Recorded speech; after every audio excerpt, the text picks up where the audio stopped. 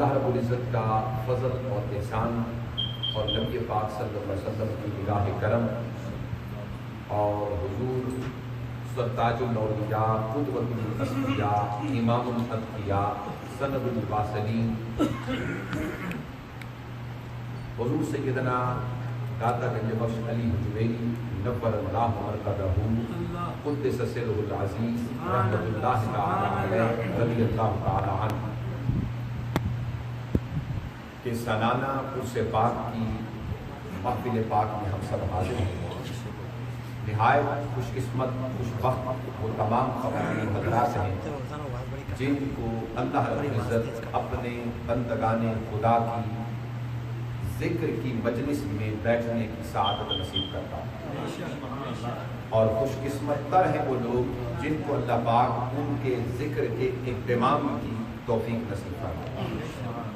میں صمیم قلب سے جناب میاں صاحب کو مبارکباد پیش کرتا ہوں کہ اللہ رب العزت کے فضل سے اور حضور داتا گنج بخش کی نگاہ کرم سے عرصہ دراز سے جب سے میں بھی یہاں امریکہ میں ہوں ہر سال آپ کے عرس پاک کی اس مجلس میں شرکت کا موقع نصیب ہوتا ہے۔ اللہ پاک اس دیار خیر میں ہم سب کو حضور داتا گنج بخش کی نگاہ کرم نصیب فرمائے۔ اور یہ میں سمجھتا ہوں کہ حضور داتا صاحب کا فیض کرم ہے کہ بحمدللہ تعالی ہمارا جو پروگرام ٹیلی ویژن پر TV1 پہ آتا ہے غیب کی دنیا، اس پہ ہم نے چند مہینوں سے درس تصوف کا آغاز کیا، اور درس تصوف کے لیے اتنے بڑے میڈیا پر کشف المحجوب کا درس پہلی مرتبہ میں نے شروع کیا، اور الحمدللہ 6 ابواب ہم 6 چیپٹر اس پہ بیان کر رہے ہیں۔ ملامت کا چیپٹر میں نے لاسٹ تھرسڈے پر وہاں پہ بیان کیا، اور ماشاءاللہ ابھی مجھ سے قبل جناب محترم صاحبزادہ سید میر حسین شاہ صاحب نے داتا صاحب کے حوالے سے تصوف کی بات کی، جو کہ آپ کی اس کتاب کا تیسرا چیپٹر ہے۔ یوں تو پوری کتاب تصوف پر مشتمل ہے، لیکن جو تصوف پر آپ نے باقاعدہ باب اور چیپٹر باندھا ہے وہ آپ کی اس کتاب کا کشف المحجوب کا تیسرا چیپٹر ہے، جس میں آپ نے اس آیہ مبارکہ سے اس باب کو بیان کیا ہے جو میں نے عنوان گفتگو کے طور پر تلاوت کیا۔ جتنے سادہ انداز سے تصوف پر ڈسکس اور اس بحث کو حضور داتا گنج بخش نے بیان کیا ہے، تصوف کی جتنی کتابیں آپ لے لیں، آپ سے قبل رسالہ قشیریہ لے لیں، امام قشیری کو حضور داتا گنج بخش استاد امام قشیری فرماتے ہیں۔ جنید بغدادی کے اقوال آپ ذکر کرتے ہیں تو بڑے ادب احترام کے ساتھ، پھر ان کے بعد قوت القلوب لے لیں، فتوح الغیب لے لیں، مکاشفۃ القلوب لے لیں، امام غزالی کی آپ غنیۃ الطالبین لے لیں، امام غزالی کی دیگر کتابیں لے لیں، یا احیاء العلوم لے لیں، وغیرہ ساری کتب کہ آپ ابواب پڑھتے ہیں نا، تو ان کے پڑھنے کے لیے آپ کو ٹرمینالوجیز کو سمجھنا پڑتا، اور بنیادی طور پر بندے کو تھیولوجی سے واقف ہونا بڑا ضروری ہوتا ہے۔ لیکن حضور داتا گنج بخش ادق سے ادق اور مشکل سے مشکل مسائل کو بھی بیان کرتے ہیں۔ عام قاری جس کی محبت حضور داتا گنج صاحب سے نہ ہو اور قربت اور تعلق آپ کی ذات سے نہ ہو، اس کو یہ صفحات سمجھ نہیں آتے، اس کو یہ صفحات سمجھ کہ میں کرامت بیان کر رہا ہوں آپ کی کتاب کی، لیکن جتنا تعلق آپ کا داتا صاحب کی ذات کے ساتھ قلبی پیدا ہو جاتا ہے، خود داتا صاحب اس کو یہ کتاب پڑھانا شروع کرتے ہیں، خود پڑھانا شروع کرتے ہیں بندے پر، یعنی کہ ان الفاظوں کا اجرا اور ان کی تشریحات بندے پر خود ورود کرتی ہیں۔ یہ داتا صاحب کی آج بھی زندہ کرامت ہے، اس لیے کہ اس کتاب کو لکھے 1000 سال ہو گئے، 1000 سال۔ جو تو مثنوی کو آج وائٹ ہاؤس تک بیان کیا جاتا ہے، اسٹیٹ ڈپارٹمنٹ بڑے بڑے صوفی کانفرنسز کرواتی ہے، تو مثنوی مولانا روم پر جس کا حوالہ جناب محترم شاہ صاحب نے بھی دیا. مسند مولانا روم کے حوالے دیے جاتے ہیں اور امام جلال الدین رومی کو پڑھایا جاتا ہے. لیکن حضور داتا گنج بخش نے جو بیان کر دیا ہے جلال الدین رومی جناب حضور داتا گنج بخش علی حجویری کے قدموں میں بیٹھا ہوا نظر آتا ہے. سبحان اللہ. جلال الدین رومی بھی داتا صاحب کے قدموں میں بیٹھا نظر آتا ہے. یہ ہے شان حضور داتا گنج بخش علی حجویری رحمۃ اللہ تعالیٰ علیہ. تو آپ ابتدا اس سے کرتے ہیں قرآن مجید کی آیت سے. فرماتے ہیں کہ اللہ رب العزت کا فرمان ہے وَعِبَادُ الرَّحْمَنِ الَّذِينَ يَمْشُونَ عَلَى الْأَرْضِ هَوْنًا. پہلی نشانی بندگان خدا بھی یہ ہے کہ جب زمین پر بھی چلتے ہیں تو نرمی، لطافت اور محبت اور عاجزی انکساری ان کے پورے سراپے سے حویدہ ہوتا ہے. یعنی جھلک رہی ہوتی ہے، خود بتا رہی ہوتی ہے یہ جو بندہ آ رہا ہے نا یہ بندہ عام نہیں، یہ بندہ خاص ہے. وَعِبَادُ الرَّحْمَنِ الَّذِينَ يَمْشُونَ عَلَى الْأَرْضِ هَوْنًا. جیسا کہ آقا علیہ السلام سے صحابہ نے پوچھا یا رسول اللہ بتائیے اللہ کے بندے کون ہیں، صاحبان ولایت کون ہیں، صاحبان روحانیت کون ہیں؟ حضور نے فرمایا اِذَا رُؤُوهُمْ ذُكِرَ اللَّهُ. خدا کے بندے وہ جب ان کو دیکھو تو خدا یاد آتا، انہیں بندہ خدا کہتے ہیں. تو آپ آیت کریمہ لاتے ہیں، فرماتے ہیں کہ اللہ پاک کا فرمان وَعِبَادُ الرَّحْمَنِ الَّذِينَ يَمْشُونَ عَلَى الْأَرْضِ هَوْنًا.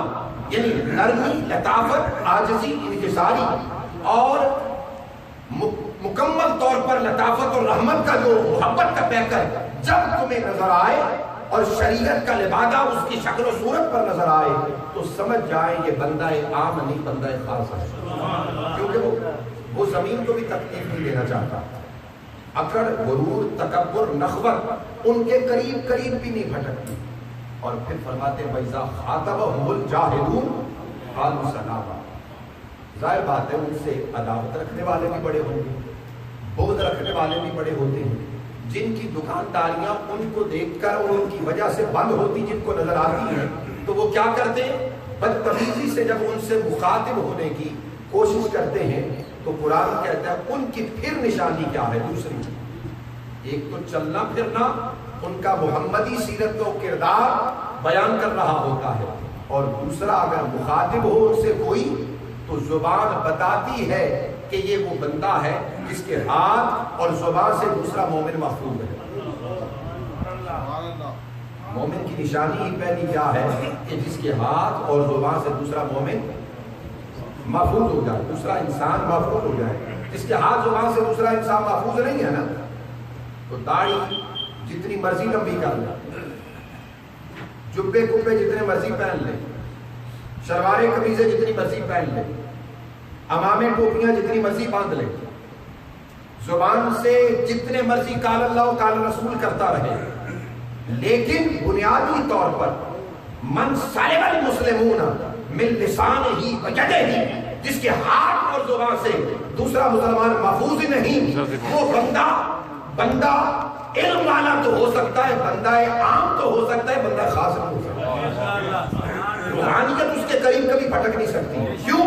اس لیے کہ پہلی بنیادی علامتیں پوری نہیں کر رہا. تو مخاطب جب اس سے جاہل ہو تو قالوا سلام، اس کی زبانیں یہ کہتی ہیں اے بندے مجھے جو مرضی تو کہہ لے، میری تو دعا تیرے لیے یہ ہے کہ تو سلامت رہ سلامت. ہم تیرے لیے بد دعا بھی نہیں کر سکتے کیونکہ تو رب کی مخلوق ہے. ہم تجھے ایذا اور تکلیف بھی نہیں دے سکتے کیونکہ مصطفیٰ کی تو امت ہے. لہٰذا دونوں چیزیں جب تیرے اندر پائی گئیں، لہٰذا ہمارا وجود مصطفیٰ کے صدقے سے تیرے لیے رحمت بن جائے گا. ہماری زبان تیرے لیے حفاظت کا پیغام عطا کرے گا. یہ ہے وعباد الرحمن الذین یمشون علی الارض ہونا واذا خاطبهم الجاہلون قالوا سلاما. پھر حضور داتا گنج بخش نے حضرت جنید بغدادی کا آگے ایک قول نقل کیا. داتا صاحب فرماتے ہیں کہ جنید بغدادی نے کیا فرمایا اسی چیپٹر کے اندر. آپ فرماتے ہیں التصوف مبنی علی ثمان خصال. اس کو اب پڑھنے کے لیے تھیولوجی ضروری ہے. کالج کا کوئی پروفیسر ہوگا نا، جتنی مرضی داتا صاحب پر ریسرچ کر لے اور جتنی مرضی وہ اردو کی کتابیں پڑھ کے اور تصوف کے حوالے سے باتیں کرتا پھرے، جب وہ گفتگو بھی کرے گا تو اردو کے اندر آنے والے عربی کے الفاظوں کی غلطی کرے گا. کیوں؟ وہ صرف و نحو سے واقف ہے، ایٹیمالوجی اور سینٹنس سے واقف ہے، اسے پتہ نہیں کمپوزیشن کیسے کرنی ہے، لہٰذا اسے جرأت نہیں ہونی چاہیے کہ حضور داتا گنج بخش کی اس کتاب کے حوالے سے درس شروع کریں. یہ میں چین سے کہہ رہا ہوں، اس لیے کہ اس پر پڑھ تو وہ سکتا ہے، اس کو پڑھ تو وہ سکتا ہے، اس پر بات ہم سے کرنی چاہیے. کیوں؟ داتا صاحب فرماتے ہیں میرے علم کے حوالے سے اگر بات کرتے ہو نا، میرے علم کے حوالے سے بات کرتے ہو، 1000 اساتذہ سے میں نے علم حاصل کیا. تصوف کی بات بعد میں کریں گے، روحانیت کی بات بعد میں کریں گے، طریقت کی بات بعد میں کریں گے، ارے کسی اور مکاشفے کی بات بعد میں کریں گے، حقیقت کی بات بعد میں کریں گے. داتا صاحب کہتے ہیں علم کی بات کرتے ہو، 1000 عالم کے سامنے میں نے زانو تلمس طے کیا. تو لہذا جس نے تصوف پڑھا ہی نہیں، کسی کے سامنے بیٹھ کر زانو تلمس طے نہیں کیا، بنیادی صرف و نحو سے واقف ہی نہیں، تو داتا صاحب کے القاب بھی وہ لے گا تو غلط لے گا، کیونکہ وہ غلطیاں کرے گا زیر زبر پیش کی، جس سے معنی ہی تبدیل ہو جائے گا. تو عزیزان گرامی قدر، داتا صاحب کس کو کوٹ کرتے ہیں؟ جنید بغدادی کو. فرماتے ہیں کہ التصوف مبنی علی 8 خصال، تصوف 7-8 خصلتوں کے اوپر مبنی ہے. کتنی خصلتوں پر؟ 8 خصلتوں کے اوپر مبنی ہے. پہلی خصلت کیا ہے صاحب تصوف کی؟ فرماتے ہیں السخاء، پہلی خصلت یہ اس کی ہونی چاہیے سخاوت اس کی ذات میں. کنجوس اہل تصوف، بخیل اہل تصوف، گھٹ گھٹ کے پیسے رکھنے والا اہل تصوف، دوسروں کی جیبوں پر نظریں رکھنے والا اہل تصوف، نذرانے بٹورنے والا اہل تصوف. ارے جس کا ہاتھ اوپر ہے وہ اہل تصوف، جس کا ہاتھ نیچے ہے وہ اہل تصوف نہیں ہو سکتا. فرداؤ، جب وہ اللہ سے راضی ہے تو مخلوق سے بھی راضی ہے. اس کے ہاں ناراضگی، کوئی گالیاں دیتا ہے پھر، کوئی بغض رکھتا ہے تو رکھتا پھر، اپنے ہاں کر رہا ہے، کوئی غیبت کرتا ہے تو کرتا پھر، بہتان لگاتا ہے تو لگاتا پھر، جو مرضی کرتا ہے. جس کے ہم مقلد ہیں امام اعظم ابی حنیفہ رحمہ اللہ، ایک شخص آپ کا پڑوسی غیبت کرتا تھا تو آپ پھل اور مٹھائی کا ٹوکرا بھر کر اس کے گھر لے گئے. حضور میں تو آپ کے خلاف بولتا ہوں، آپ مٹھائیاں اور پھل لا رہے ہیں. فرمایا میں تیرا شکر گزار ہوں، میں تیرا شکر گزار ہوں کہ میرے گناہ کو اپنے ذمہ لے رہا ہے. کون اٹھاتا ہے کسی کے گناہ اور میرے بوجھ تو اٹھا رہا ہے، اسے تصوف کہتے ہیں. فردا، ناراضگی نہیں ہے اس کے ہاں، اس کے ہاں ناراضگی نہیں ہے. بس صبر، کوئی مشکل بات نہیں، سمجھ آ رہی ہے. بس صبر، اس کے ہاں کیا ہے؟ صبر ہے. اس کے ہاں کبھی بھی ایسی بے صبری نہیں پائی جاتی. کبھی تکلیف زندگی میں آ جائے، کوئی کمی آ جائے، زبان پہ شکوے شروع ہو جائیں، مولا میرے ساتھ بھی ایسے کرنا تھا، تیرے دین کی خدمت کر رہا ہوں لوگ مجھے گالیاں دے رہے ہیں، تیرے لیے یہ کام کر رہا ہوں صبح و شام زندگی کو وقف کر رہا ہے، لوگ برا بھلا کہہ رہے ہیں، مولا میں کیا کام غلط کر بیٹھا ہوں. میرے والد گرامی حضرت قبلہ شیخ الحدیث رحمۃ اللہ تعالیٰ علیہ، آپ کے ایک شاگرد ہیں، آپ نے ان کو بھیجا کسی گاؤں میں کہ آپ وہاں پہ رہیں، کام کریں، دین کی خدمت کریں. کچھ دنوں کے بعد وہ حاضر ہوئے.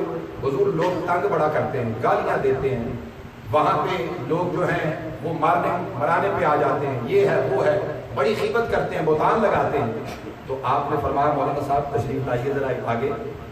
ابھی انہوں نے آپ کے بھتیجوں کو قتل تو نہیں کیا؟ جی نہیں. بھانجوں کو قتل تو نہیں کیا؟ جی نہیں. جوان بیٹوں کو قتل تو نہیں کیا؟ جی نہیں. آپ کا سر دھڑ سے جدا تو نہیں کیا؟ نہیں. تو فرمایا دین اگر پڑھا ہے نا تو استقامت کے ساتھ کھڑے ہو کر دین کی خدمت کرو، صبر کرو، دین کی خدمت کرو استقامت کے ساتھ، اور آئندہ یہ شکایتیں لے کے میرے پاس نہ آنا. جو آپ سے بغض رکھتے ہیں وہ بھی آئے تھے، انہیں جو میرا کام تھا میں نے بتا دیا۔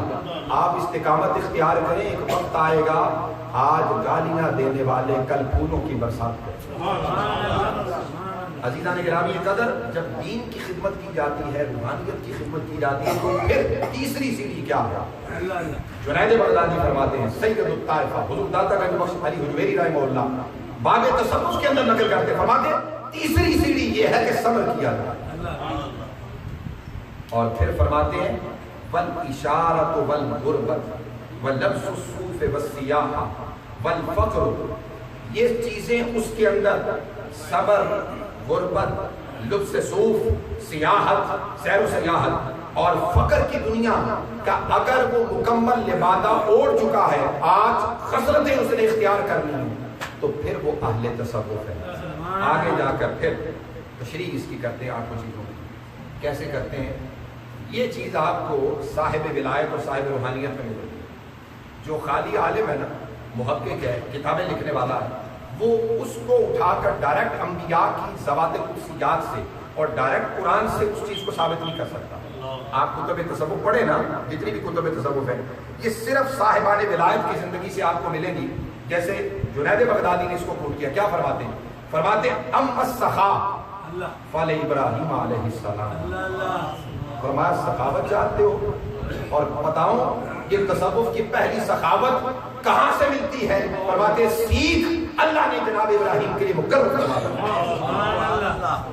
پھر فرماتے ہیں وَأَمَّا الرِّضَا فَلِ اسحاق علیہ السلام، اگر رضا کی بات کرتا ہے تو سیکھ یہ کام کن سے؟ حضرت اسحاق علیہ السلام سے۔ آپ پھر فرماتے ہیں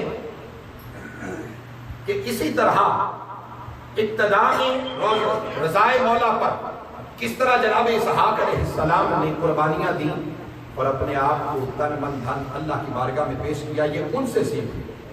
صبر کی بات کرتا ہے تو سیکھ حضرت ایوب علیہ السلام سے، ان کی اقتدا کا، کہ جنہوں نے کیڑوں کے ساتھ، جسم میں کیڑے پڑ گئے تھے نا، تو کیڑا اگر کوئی نکل کر خود جسم کے باہر نکلتا تو آپ کیا کرتے؟ وہ کیڑا اٹھاتے، اٹھا کر واپس اندر رکھتے، جسم سے وہ باہر نکل گیا تو جانے دے۔ صبر کی بات اور انتہا کہاں تھی کہ مالک نے اگر ڈال دی ہے تو بس ٹھیک ہے، اب اندر جو چیز آ گئی باہر نہ ہو، اندر ہی رہ، میں تکلیف دیتا ہے، شکوہ کی زبان سے نہیں کرتا، لہذا باہر گرا ہوا کیڑا اٹھا کر واپس اندر رکھ دینا، یہ صبر ایوب ہے۔ فرمایا ان سے سیکھ، اور پھر فرماتے ہیں کہ اشارہ زکریا علیہ السلام سے سیکھ، کہ انہیں اللہ رب العزت نے قرآن مجید میں فرمایا، آپ خود قرآن مجید کی آیت کوٹ کرتے ہیں، فرماتے ہیں اللہ تکلم الناس ثلاثۃ ایام رمضان، فرماتے ہیں کہ تم لوگوں میں سے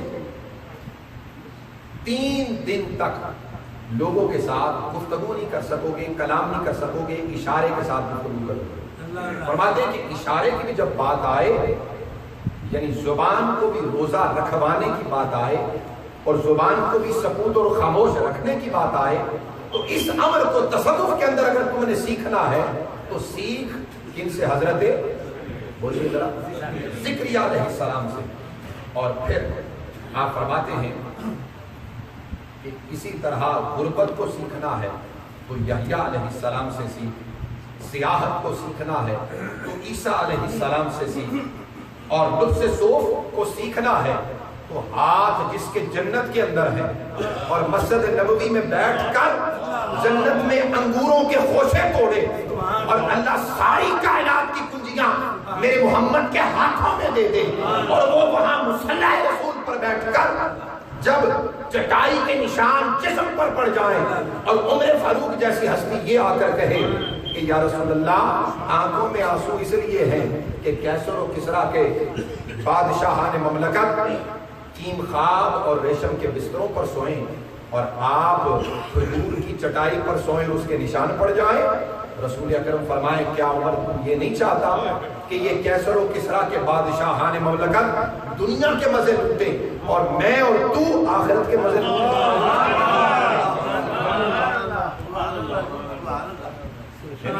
اختتام جنید بغدادی نے جہاں فرمایا نا تصوف کا، وہ یہ ہے، یعنی 8 یہ خصلتیں جس کے اندر پائی جائیں اسے کیا کہا جائے گا؟ صوفی، اسے کیا کہا جائے گا؟ اہل تصوف۔ یہ اہل تصوف ہیں۔ ہم جن کو اہل تصوف دیکھ رہے ہیں یا مان رہے ہیں یا جان رہے ہیں یا پہچان رہے ہیں یا جن کے پیچھے چل رہے ہیں، ان کے ہاں اگر آپ یہ چیزیں پاتے ہیں، یہ 8 چیزیں ان کے ہاں پاتے ہیں، تو آنکھیں بند کر کے پیچھے چل رہے ہیں۔ قرآن مجید کے بعد حضور داتا گنج بخش رحمۃ اللہ تعالیٰ علیہ نے کہ نبی اکرم صلی اللہ علیہ وسلم کی حدیث پاک کو اپنے اسی چیپٹر کے اندر کوٹ کیا ہے۔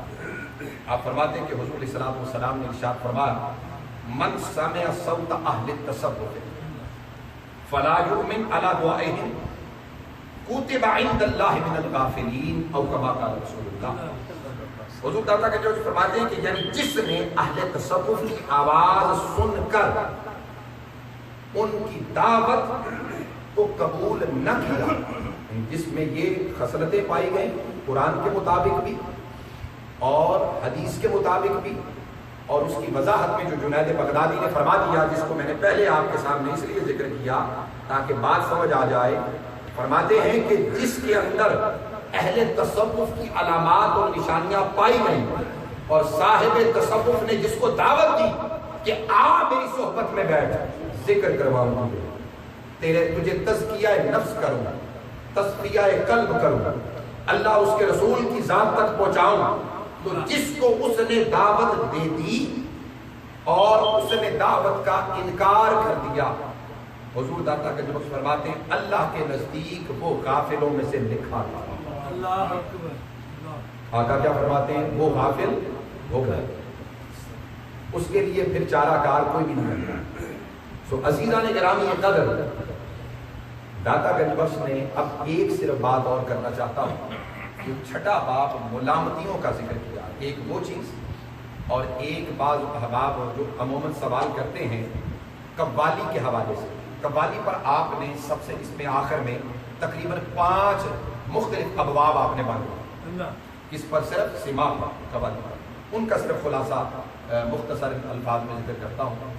یاد رکھیے طبقہ ملامتیہ جو اہل تصوف کے اندر ہے، طبقہ ملامتیہ جو اہل تصوف کے اندر ہے، حضور داتا گنج بخش نے یہ فائنل جو بات لکھی ہے، فائنل، جس میں آپ فرماتے ہیں کہ جو طبقہ ملامتیہ ہے وہ بھی غیر شرعی امور بجا نہیں لائے۔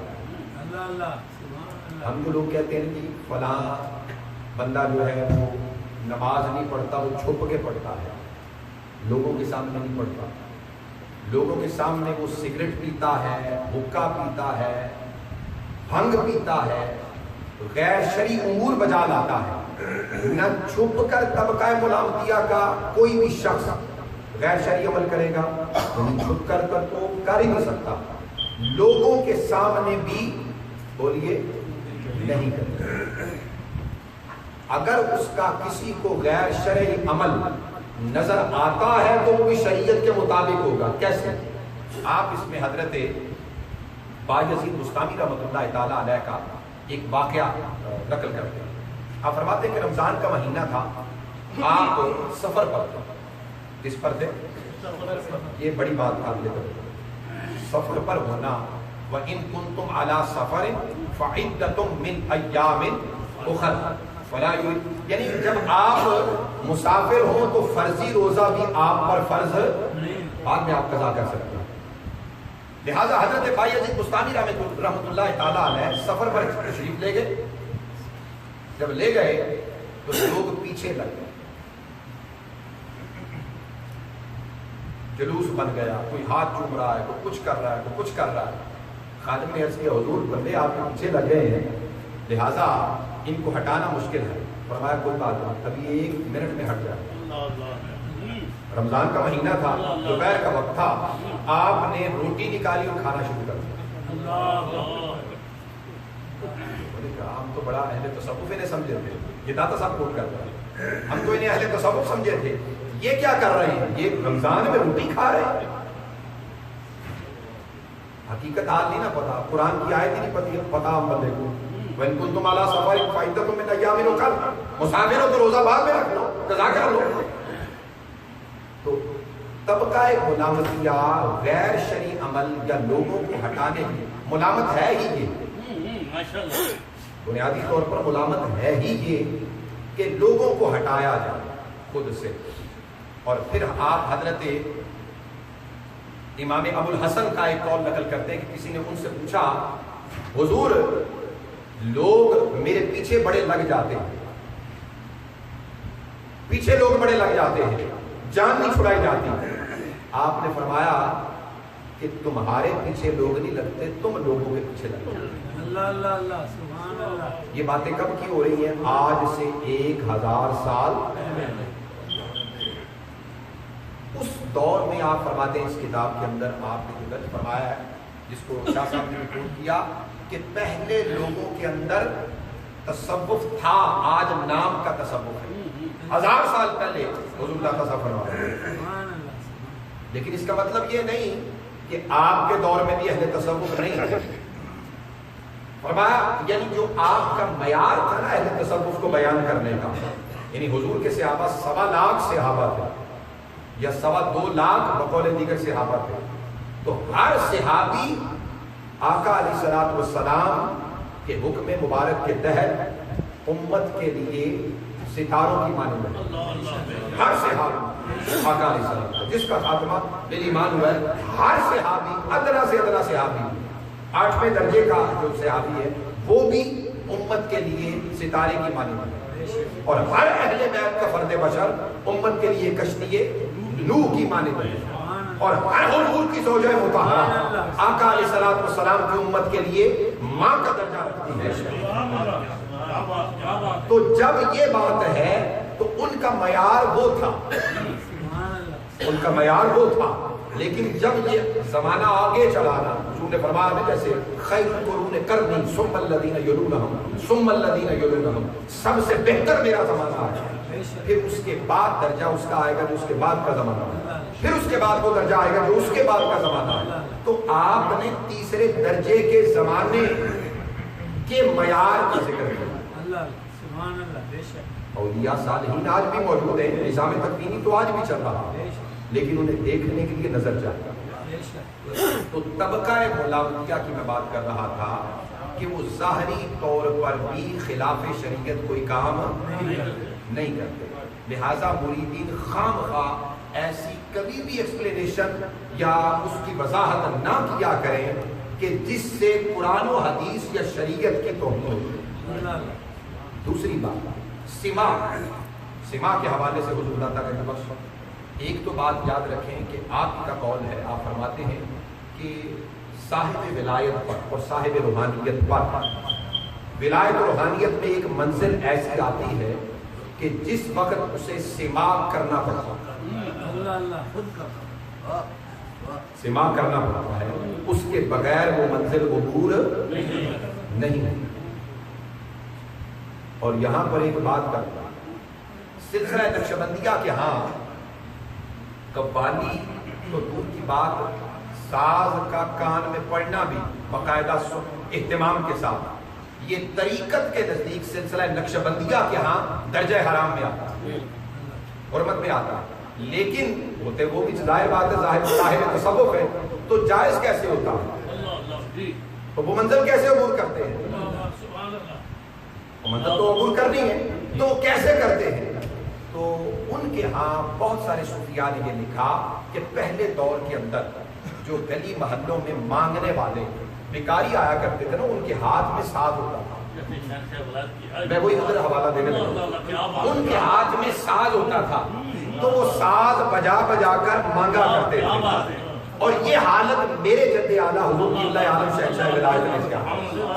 تو جب وہ بجاتا اور مانگتا ساتھ ساتھ، آپ پیسے نکال کر دیتے جاتے، آپ دیتے جاتے. اہتمام تو تھا نہیں اور اہتمام کر بھی نہیں سکتے ہم، چونکہ نقش بندی ہے، تو لہٰذا آپ دیتے جاتے، حتیٰ کہ جتنا بھی بڑے سے بڑا وہ ٹوکرا پیسوں کا پڑا ہوتا سارا لوٹا دیتے. یہ میرے شہنشاہ کی یعنی اس حوالے سے منزل کے عبور کرنے کی کیفیت۔ اب رہ گیا سما۔ سما کے لیے یاد رکھیں جو حضور داتا گنج بخش رحمۃ اللہ تعالیٰ علیہ نے بھی بیان فرمایا اور خواجہ اجمیر نے جس کو باقاعدہ طور پر رواج دیا، سب سے پہلے اس کے لیے ادب آداب بڑے ضروری ہیں۔ ادب آداب بڑے ضروری ہیں، وہ اگر نہیں ہے تو پھر وہ سما بھی سما نہیں۔ اور ادب آداب میں پہلی چیز شعر و اشعار ہے۔ آپ نے اس کا جو انتخاب کر رکھا ہے وہ کون سے اشعار ہیں؟ ایسے اشعار ہونے چاہیے جس سے خواہشات نفسانی کو ترویج ذرہ برابر بھی نہ ملے۔ پہلی چیز یعنی بعض اوقات قوال جو ہے غزلیں پڑھنا شروع کر دیتے ہیں قوالیوں کے اندر، اور اس میں یعنی اس کے مجازی پر گفتگو ہو رہی ہے، تو اس کے مجازی کی ظاہر بات جب آپ بات کریں گے تو خواہشات نفسانی کو ترویج ملے گی، تو خواہشات نفسانی کو ترویج ملی تو وہ قوالی کہاں رہے، سما کہاں رہے؟ وہ تو زیرو کر دیا۔ لہٰذا جو آپ قوالی کریں گے اس میں یعنی قوالی کرے گا، جو سما شروع کریں گے، اشعار جو پڑھے جائیں گے اس میں اللہ اور اس کے رسول، صحابہ، اہل بیت اطہار، ازواج مطہرات، اولیاء امت، صوفیاء، منقبت ہو، نعت ہو یا حمد ہو، اس میں تیسری صرف نہیں آ سکتی، چوتھی صرف نہیں آ سکتی۔ یہ تین اصناف ہیں جو قوالی کے اندر ملحوظ خاطر رکھنی ضروری ہے۔ لہذا بعض دفعہ بعض مزاروں پر یہ قوال آ کے جو شروع کر دیتے ہیں نا غزلیں، یہ صاحب قبر کے لیے وہ تکلیف کا باعث ہے، کیونکہ ان کا تو حکم نہیں ہوتا، اور عام سادہ لوگ بندے وہ کہتے ہیں قوالی، یہ بھی قوالی ہی ہو رہی ہے۔ اس کے بعد ادب آداب میں جو آگے بات آتی ہے کہ جتنے بھی لوگ بیٹھے ہیں وہ بالغ ہونے چاہیے، نابالغ نہیں ہونے چاہیے، جو بالغ بھی ہو صاحب شرع ہو، اور ان کی پہلے تربیت ہوئی ہو،